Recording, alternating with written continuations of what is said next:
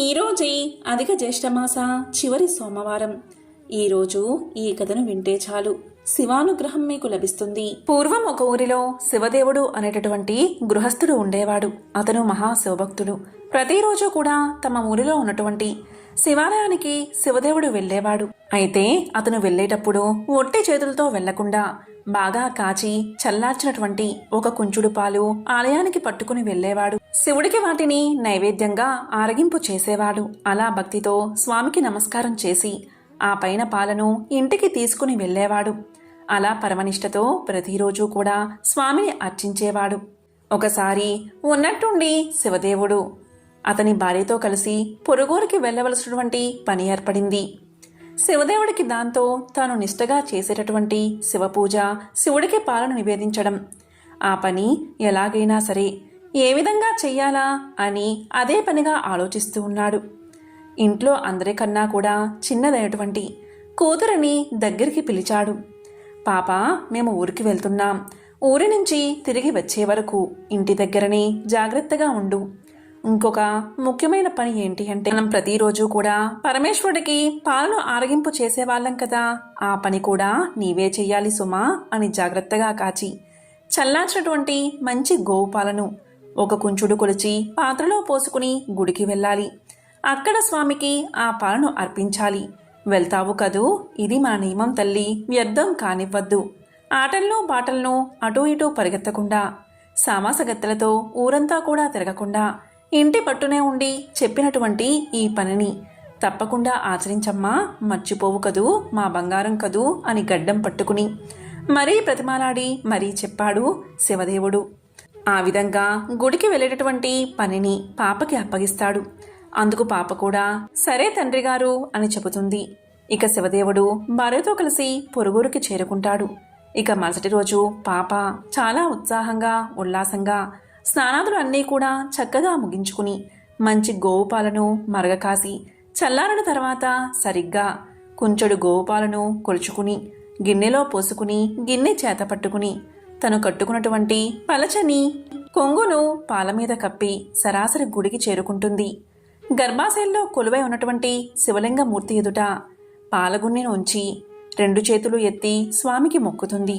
పాలవైపు చేతులు చూపిస్తూ, శివయ్య, ఇవిగో నీకు పాలు తీసుకువచ్చాను, ఆరగించవయ్యా అని పరమేశ్వరుడి వైపు చూసి చెప్తుంది.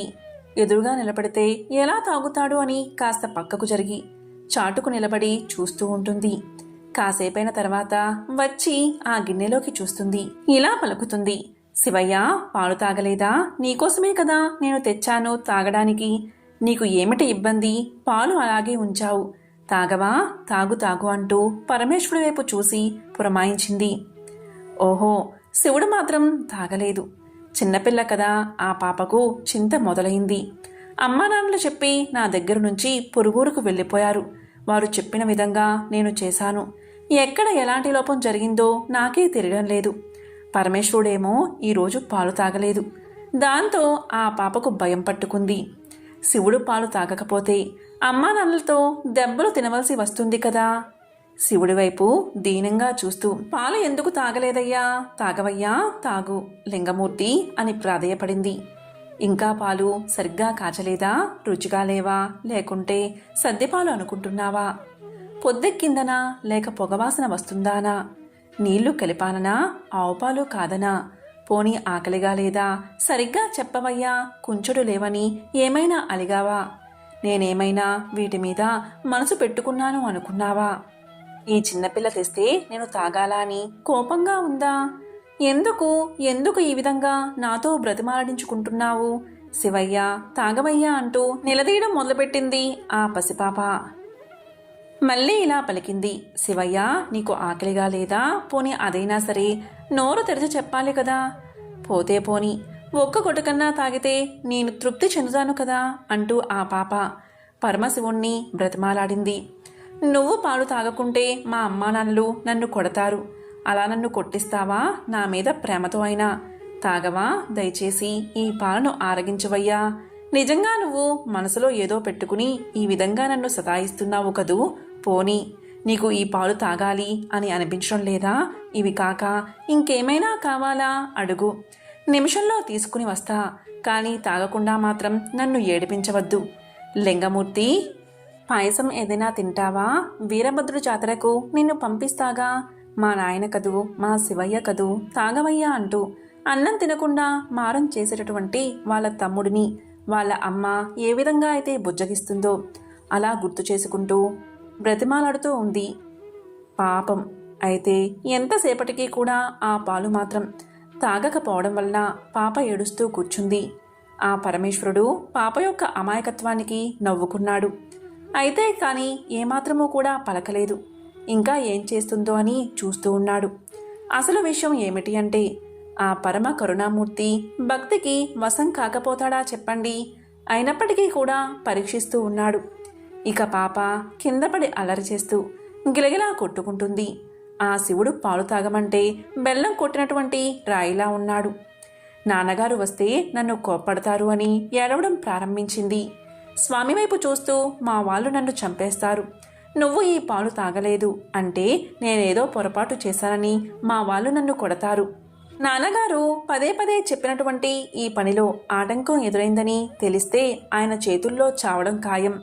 అంతకంటే ఇక్కడే నీ ముందే చావడం మేలు అని తలను శివలింగానికేసి బాదుకుంటుంది. ఇక సర్వేశ్వరుడు ఒక్క క్షణం కూడా ఆగకుండా చిద్విలాసంగా నిలబడతాడు.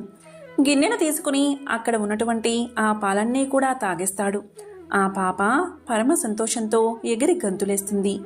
శివుడు ప్రత్యక్షమయ్యాడు కాని ఆ రూపం మాత్రం అరుదైనది అని ఆ పాపకు తెలియదు. ఆయన దేవుడని పిలిస్తే పలుకుతాడు, పెట్టినవన్నీ కూడా తింటాడు, మన మాట వింటాడు అంటూ ఆనందించింది ఆ పాప. ఇక ఆ పాప తండ్రి అయినటువంటి శివదేవుడికి వెళ్ళినటువంటి పని అనుకోకుండా అక్కడ జరగకపోవడం వలన 4-5 రోజులు అక్కడే ఉండవలసినటువంటి పని ఏర్పడింది. ఆ పాప రోజు కూడా తానే పాలు తేవడం, పరమేశ్వరుడికి నివేదించడం అది శివుడికి బాగా నచ్చింది. ఆ విధంగా ప్రతిరోజు కూడా పాలు తేవడం, శివుడు తాగడం జరిగిపోతూ ఉన్నాయి. ఒకరోజు ఊరు వెళ్ళినటువంటి తల్లిదండ్రులు తిరిగి వచ్చారు. ఆ సమయంలో పాప పాలను శివుడికి ఆరగింపు పెట్టి ఇంటికి వెళ్తూ ఉంది. అమ్మా నాన్ని చూసి ఎగిరి గంతేసింది. అంతలో శివదేవుడు పాప చేతిలో ఉన్నటువంటి పాలగిన్నెను చూశాడు. పాత్రలో పాలు లేవు. ఎక్కడికి వెళ్తున్నావు అని సందేహంగా అడిగాడు. పాప గుడిలో శివుడు పాలు తాగినటువంటి వ్యవహారమంతా కూడా చెబుతుంది. ఇక శివదేవుడు పాప మాటలను ఏమాత్రమూ కూడా నమ్మడు. శివుడు పాలు తాగడమేమిటి, నువ్వేదో అబద్ధం చెప్తున్నావు, శివుడి పేరు చెప్పి నువ్వే తాగేశావా, నిజం చెప్పు అని అడిగాడు. ప్రతిరోజు నేను శివుడికి చేసేటటువంటి వ్రతాన్ని నేలపాలు చేశావు కదూ అంటూ ఆగ్రహంతో కూతురుని అనరాని మాటలన్నీ అంటాడు శివదేవుడు. పాప ఎంత చెప్పినా కూడా ఆమె మాటలు తండ్రైన శివదేవుడు అస్సలు నమ్మడు. ఇక శివదేవుడు మర్నాడు పాప వెంట పరమేశ్వరుడి మందిరానికి వెళ్తాడు. ప్రతిరోజులాగే పాప పాలను శివుడి ముందు ఉంచి లింగమూర్తి ఆరగించవయ్యా అని పిలుస్తుంది. అప్పుడు స్వామి మాత్రం పలకడు. అప్పుడు శివదేవుడికి పట్టరాటువంటి కోపం వస్తుంది. ఓసి, రోజూ కూడా పాలు తాగేటటువంటి ఈ శివుడు ఇవాళ తాగలేదేంటి అంటూ, కన్నతండ్రిని అబద్ధపు మాటలతో మోసం చేస్తున్నావు కదూ, ఎన్ని కథలు చెప్పి మోసం చేస్తావే, ఎంత శివద్రోహం చేశావి, శివుడికి తెచ్చినటువంటి పాలను నీ పొట్టలో పోసుకున్నావా, ఉండు నీ పని చెబుతా, ఎంత నాటకం ఆడావే, నిన్ను ఊరికే వదిలిపెట్టను, నీ పొట్ట చీలుస్తా అంటూ ఆక్రోశంతో ఆ పాప మీదకు ఉరికాడు. ఆ తండ్రి ఇక పాప భయంతో వణికిపోయింది. ఎటు వెళ్లాలో తెలియక గట్టిగా ఏడుస్తూ లింగా లింగా అంటూ లింగ స్వరూపాన్ని గట్టిగా పట్టుకుంది. ఇదిగో నేను ఉన్నాను అంటూ, భయపడకు అంటూ అత్యంత దయతో మహాలింగమూర్తి పాప మీద వాత్సల్యంతో తన యొక్క వక్షస్థలాన్ని తెరిచాడు. పాప అందులోకి చొరబడింది. తండ్రి వెంటపడుతూ పాప వెంట్రుకలను చిక్కించుకున్నాడు. ఎక్కడికి పోతావే అంటూ యువతలకి లాగబోయాడు. అప్పటికే ఆ పాప పరమేశ్వరులో ఐక్యమైపోయింది. వెంటనే ఆ దివ్యలింగం, ఆ పాప ఇద్దరూ కూడా మాయమైపోయారు. ఎంతో నిశ్చలమైనది ఆ పాప భక్తి, అలాగే అమాయకత్వం కూడా. అదే పరమేశ్వరుడికి ఎంతగానో నచ్చింది. అందుకే తండ్రిని కాదని బిడ్డకు దర్శనం ఇచ్చాడు. తనలో ఐక్యం చేసుకున్నాడు. దానికి ఇంతకన్నా కూడా నిదర్శనం అసలు ఏముంటుంది? ఆనాటి నుంచి ఆ పాప గోడగోచి అనేటువంటి పేరుతో స్తుతించబడింది. ఎంతో విశేషమైన పవిత్రమైన ఈ కథను విన్నవారికి మహాశివుడి సంపూర్ణ అనుగ్రహం లభిస్తుంది. చిదంబరానికి చెందిన తిరు నీలకంఠర్ కులం మరియు వృత్తిరీత్యా కుమ్మరి. శివభక్తుల పట్ల కూడా ఆయనకి అత్యంత గౌరవం ఉండేది. నీలకంఠ నాయనర్ మట్టితో అందమైన భిక్ష పాత్రలు చేసి వాటిని శివభక్తులకు ఉచితంగా అందించేవాడు. ఈ విధంగా భార్యతో కలిసి ఆనందంగా ఆదర్శవంతమైన గృహ జీవితాన్ని గడిపేవాడు. మహాశివుడు లోకాలను రక్షించడానికి గరళాన్ని మింగి నీలకంఠుడు అయినట్లుగా ఎప్పుడూ కూడా శివుణ్ణి నీలకంఠుడిగా ప్రార్థించేవాడు. అందుకే ఆయన్ని ప్రతి ఒక్కరూ కూడా నీలకంఠ నాయనర్ అని పిలిచేవారు. ఇన్ని మంచి గుణాలున్నా ఒక రోజున కామానికి వసుడై ఒక పొడుపుగత్తి ఇంటికి వెళ్ళాడు. ఇంటికి రాగానే అతని భార్య ఈ విషయాన్ని పసిగట్టింది. హృదయం వేధిస్తున్నా దాన్ని బయటపడనీయక భర్తకు యోగ్యురాలైన భార్యగా సేవ చేస్తూనే దాంపత్య సమాగమాన్ని మనసులోనే వెలివేసింది. నాయనారుకు ఆమె చర్యలు అర్థం కాలేదు. ఒక రోజున కోరికతో ఆమెను సమీపించబోగా ఆమె నీలకంఠుడిపై ఆన పెట్టింది. ఆయన పేరుతో మిమ్మల్ని అడుగుతున్నాను, మమ్మల్ని తాకకండి. ఆమె మమ్మల్ని అనింది కాబట్టి నీలకంఠ నాయనర్ లోకంలో ఏ స్త్రీని తాకకూడదని నిశ్చయించుకున్నాడు. పరమశివునిపై ఆయనకు అంత అనన్య ప్రేమ. ఈ విధంగా ఒకరినొకరు తాకకుండా జీవించడం మొదలుపెట్టారు. దీని గురించి బయట ప్రపంచంలో ఎవరికీ ఏమీ తెలియదు. సంవత్సరాలు గడుస్తున్నాయి. భార్యాభర్తలు వృద్ధులు కూడా అయిపోయారు. దీంతో ఆ మహాశివుడికి వారి ఔన్నత్యం లోకానికి చాటాలి అనిపించింది. అందుకని ఒక శివయోగిగా రూపుదాల్చి నీలకంఠ నాయనర్ ఇంటికి వీచేశాడు మహాశివుడు. నీలకంఠ నాయనర్ సాదరంగా తన ఇంటిలోకి ఆహ్వానించాడు. సపర్యలు చేశాడు. యోగి ఒక భిక్షపాత్రను నీలకంఠ నాయనర్కిచ్చి ఇలా పలికాడు. నీలకంఠ నాయనర్, నేను మరలా వచ్చే వరకు దీన్ని జాగ్రత్తగా ఉంచు. ఇది నాకు అత్యంత విలువైనది. దీన్ని తాకినంతనే ప్రతి వస్తువు కూడా పవిత్రం అయిపోతుంది. అందుకని జాగ్రత్తగా కాపాడు అని చెప్పి ఆ భిక్షపాత్రను నీలకంఠ నాయనర్కి ఇచ్చి తన దారిన తాను వెళ్ళిపోయాడు. నీలకంఠ నాయనర్ ఆ భిక్షపాత్రను చాలా జాగ్రత్తగా చూసుకునేవాడు. చాలా కాలం గడిచిన తరువాత ఒక రోజున శివయోగి తిరిగి వచ్చి నీలకంఠ నాయనర్ను ఆ భిక్షపాత్ర గురించి అడిగాడు. శివయోగి దాన్ని మాయం చేసి ఆ పాత్రను తెచ్చి ఇమ్మని నీలకంఠ నాయనర్ను అడిగాడు. నీలకంఠ నాయనర్ ఇల్లంతా వెతికాడు. ఆ పాత్ర ఎక్కడా కనిపించలేదు. అది ఏదో మాయగా ఉంది. సిగ్గుపడ్డాడు నీలకంఠ నాయనర్. భయంతో వణుకుతూ శివయోగి పాదాలపై పడ్డాడు. ఆ పాత్ర ఎక్కడా కనిపించడం లేదు అని వాపోయాడు. దీంతో యోగికి విపరీతంగా కోపం వచ్చింది. దాంతో నీలకంఠ నాయనర్ను నీవు దొంగవి అని, మోసగాడివి అని నిందించాడు. నీలకంఠ నాయనర్ ఆ పాత్ర కన్నా విలువైన పాత్ర ఇస్తాను అన్నాడు. దానికి శివయోగి ఒప్పుకొనలేదు. పదే పదే శివయోగికి తాను ఆ పాత్రను దొంగలించలేదని, ఏదో మాయగా అది కనిపించడం లేదని, అది ఎలా మాయమైందో తనకు అర్థం కావడం లేదని చెప్పాడు నీలకంఠ నాయనర్. అప్పుడు శివయోగి ఇలా పలికాడు. నీవు చెప్పేది నిజమే అయితే నీ భార్య చెయ్యి పట్టుకుని ప్రమాణం చెయ్యి అని అడిగాడు. నీలకంఠుడిపైన ఆన పెట్టడం వల్ల నీలకంఠ నాయనర్ దానికి ఒప్పుకోలేదు. అతని అనంగీకారం నీలకంఠ నాయనర్ యొక్క దోషాన్ని చూపుతుందని శివయోగి పలికాడు. అందుకని దొంగతన నేరంపై న్యాయస్థానానికి తీసుకుని వెళ్ళాడు.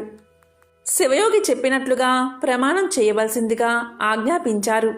నీలకంఠ నాయనర్ తన భార్య ఒక కర్రను, ఇద్దరూ చెరొక కొన పట్టుకుని చెరువులో మునగబోయారు. కానీ యోగి వారిద్దరూ కర్రను పట్టుకుని కాకుండా చెయ్యి పట్టుకుని నీటిలో మునగాలి అన్నాడు.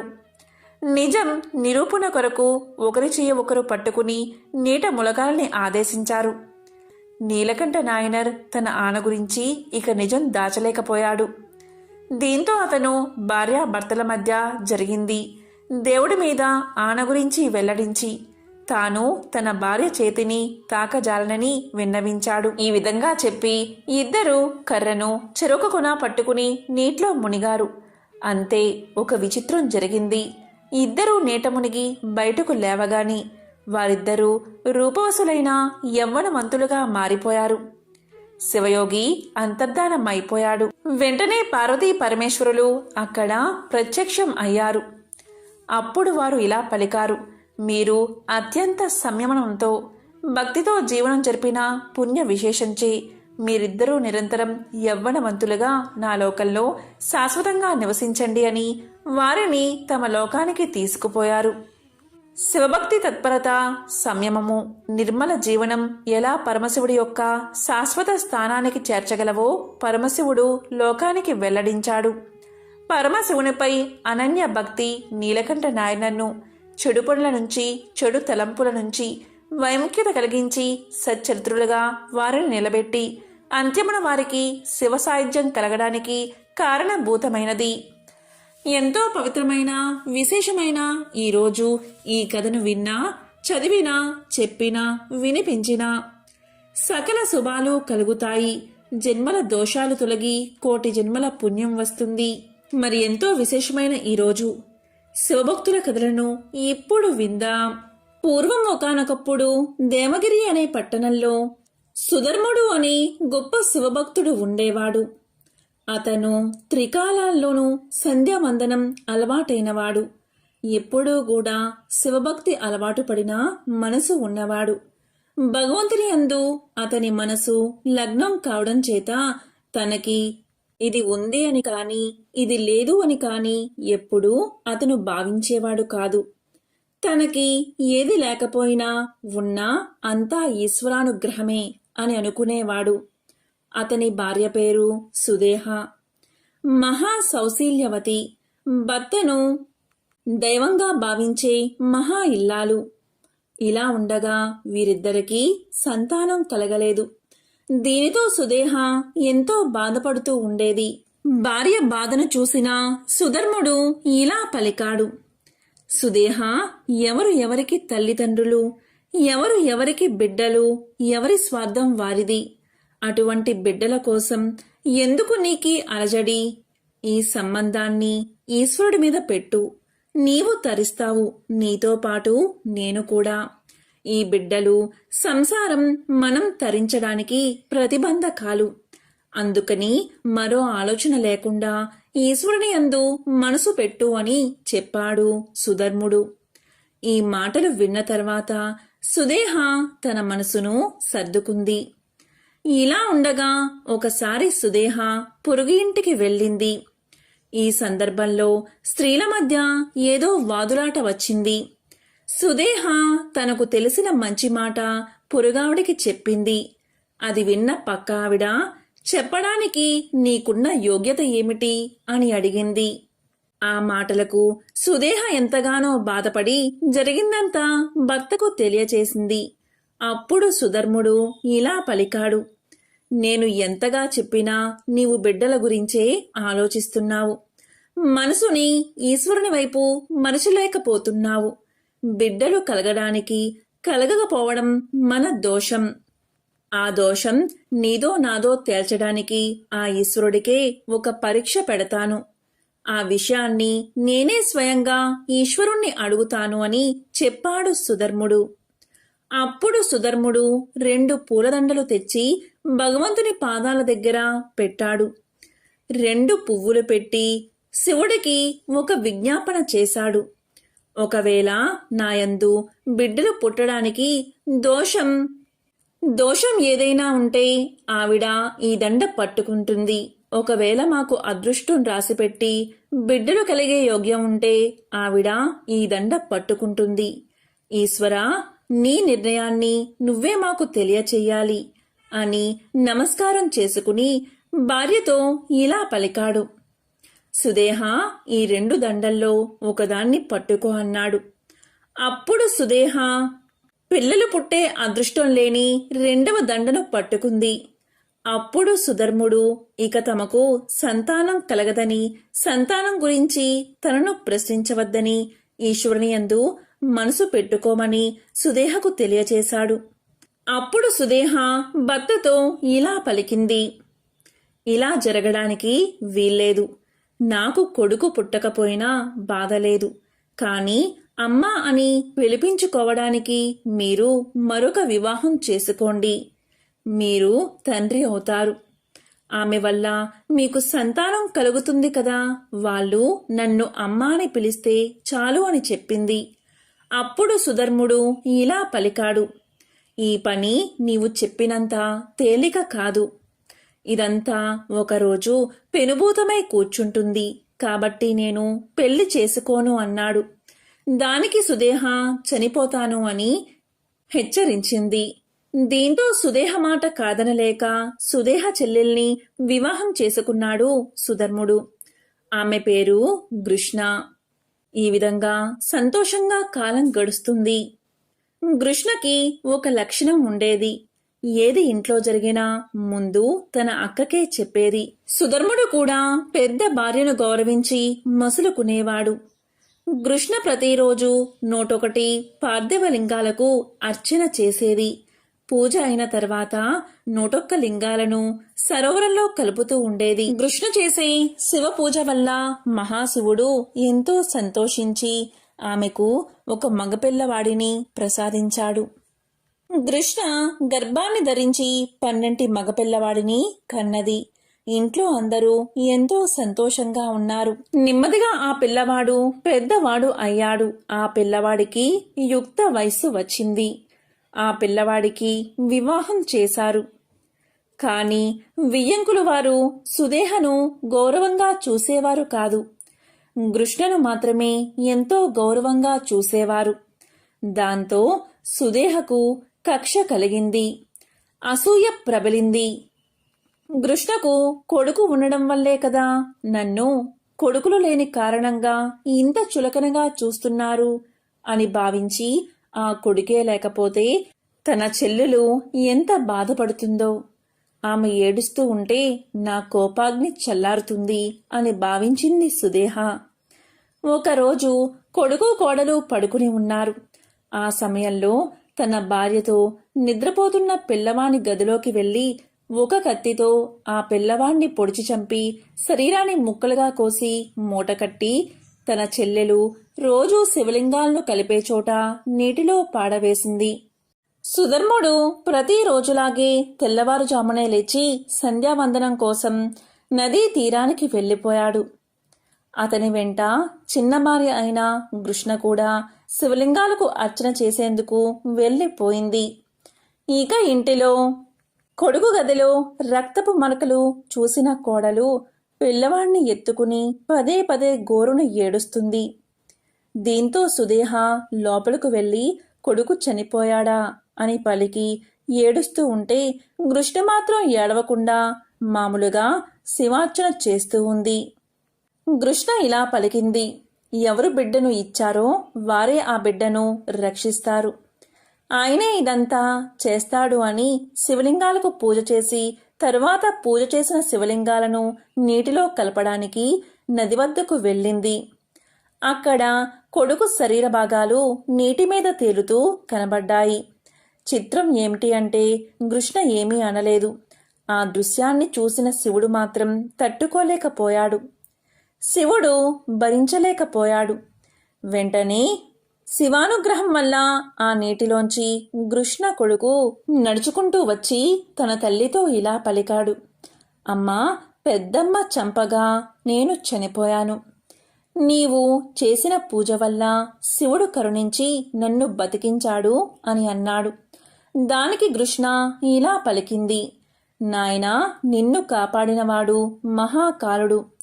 అతనే తీసుకువెళ్తాడు, అతనే బతికిస్తాడు.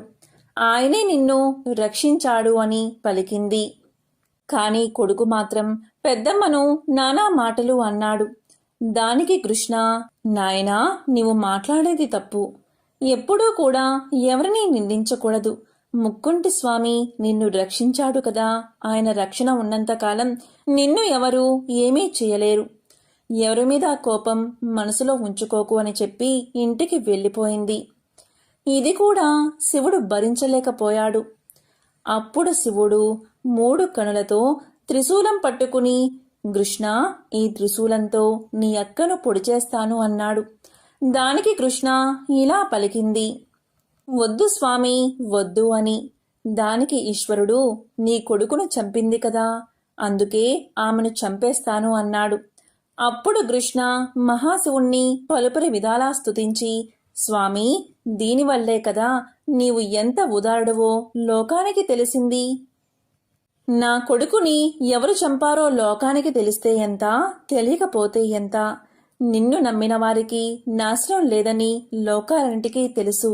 కాబట్టి ఈశ్వరా, నీ పాదాలయందు నాకు ఎల్లప్పుడూ భక్తిని కలిగేలా చెయ్యి. మా అక్క వల్లే కదా నాకు కొడుకు కలిగాడు, మా అక్క వల్లే కదా నాకు నీ యందు భక్తి కలిగింది, కాబట్టి మా అక్క తప్పును క్షమించు అని వేడుకుంది.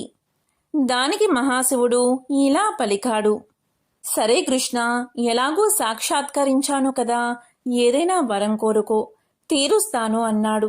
దానికి కృష్ణ ఇలా పలికింది, స్వామి, నేను ఏ నదిలో అయితే నీ 101 శివలింగాలను కలుపుతానో ఆ చోట నీవు జ్యోతిర్లింగ స్వరూపుడిగా వెలుగు పొందు అని నమస్కారం చేసింది. కృష్ణ ప్రార్థన మేరకు మహాశివుడు కరుణించి ఇలా పలికాడు, సరే, అలాగే చేస్తాను. నీ కోరిక మేరకు ఆ ప్రదేశంలో జ్యోతిర్లింగంగా మారుతాను. నీ పేరు మీద కృష్ణేశ్వరుడు అనే పేరుతో వెలుస్తాను. నీవు నా గొప్ప భక్తురాలవు. ఇక్కడకు వచ్చిన భక్తులందరూ నీ చరిత్ర తెలుసుకోవాలి, నీ చరిత్ర జ్ఞాపకం తెచ్చుకోవాలి. జీవితంలో ఒకసారైనా నీ కథను విన్నవారికి వారి ఇంట్లో సకల శుభాలు కలుగుతాయి, కష్టాలు బాధలు తొలగిపోతాయి. కాబట్టి నిన్ను తప్పనిసరిగా తలుచుకోవాలి. నా పేరు ఈశ్వరుడు కాదు, ఇక్కడ కృష్ణేశ్వరుడై వెలుస్తాను అని చెప్పాడు మహాశివుడు. ఇంకా ఇలా పలికాడు, కృష్ణ, నీ యొక్క తరతరాల వారు, నీ వంశంలో అందరూ మహాభక్తులు అవుతారు. నీ అక్కకు గల దుర్బుద్ధిని తీసేసి ఆమెకు సద్బుద్ధిని కలిగించాను. ఈ రోజు నుంచి ఆమె కూడా నా మహాభక్తురాలు అని పలికి స్వామి అదృశ్యమయ్యాడు. కాబట్టి ఈశ్వరుణ్ణి నమ్మిన వారికి ఎన్నడూ లోటు ఉండదు. నంది శివుడి వాహనం. శివుడు ఎటు వెళ్ళినా నందిని తీసుకెళ్తాడు. ఇది మనందరికీ తెలిసిన విషయమే.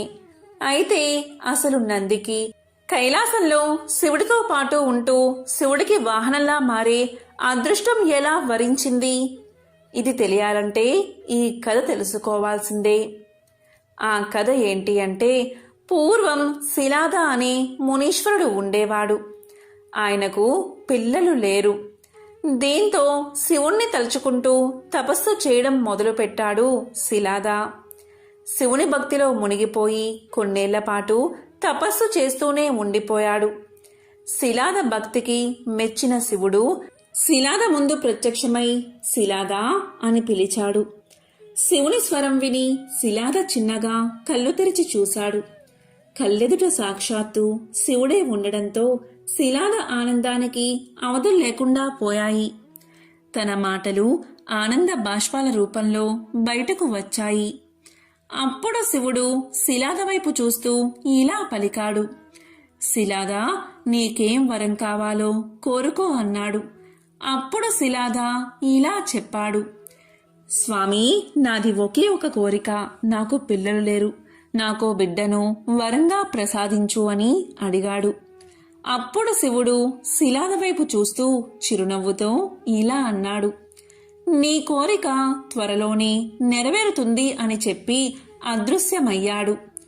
ఒకవైపు శివుడి దర్శనం, మరొక వైపు శివుడి వరం. ఇంకేముంది, శిలాద ఆనందంగా ఇంటికి వెళ్ళాడు. శివుణ్ణి, శివుడి రూపాన్ని తలుచుకుంటూ నిద్రపోయాడు. మరుసటి రోజు శిలాద పొలానికి వెళ్లి పొలం దున్నబోతూ ఉండగా ఒక పసిబిడ్డ కనిపించాడు. సూర్యుడిలా మెరిసిపోతున్న ఆ బిడ్డను దగ్గరకు తీసుకుని అలాగే చూస్తూ ఉండిపోయాడు శిలాద. ఇంతలో ఆకాశవాణి ఇలా పలికింది, శిలాద, ఆ బిడ్డను తీసుకెళ్లి పెంచి ప్రయోజకుణ్ణి చెయ్యి అని వినిపించింది. అప్పుడు శిలాద ఆనందంగా ఆ బిడ్డను తీసుకువెళ్లాడు. ఆ బిడ్డకు నంది అనే పేరు కూడా పెట్టాడు. నంది చాలా తెలివైన అబ్బాయి. ఎలాంటి విషయాన్నైనా సులువుగా నేర్చుకోగలడు.